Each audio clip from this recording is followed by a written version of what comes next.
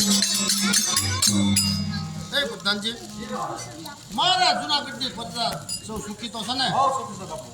કાંઈ વાંધો છે નહીં ને? એમ તો સારું. તો આપણી જે ગૌશાળા છે એમાં ગાયોની માવજત કેવી ચાલે છે? એમ જે કોઈ આપણે જે હાઈસ્કૂલ કહેવાય ને એમાં બાળકોનો અભ્યાસ કેવો ચાલે છે? એમ ખાસ ધ્યાન રાખજો.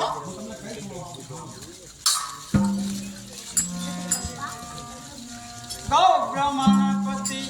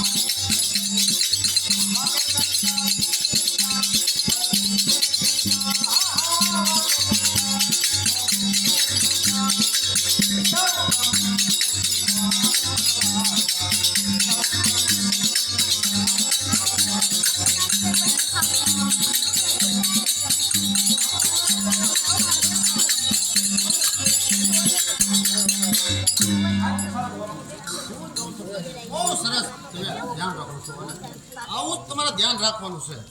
આપણી જુનાગઢની પ્રજા કોઈ દુઃખી ન હોય જોઈએ. કાંઈ પણ જરૂર હોય તો આપણા રાજના દરવાજા ખુલ્લાથી કરવાના. બરોબર?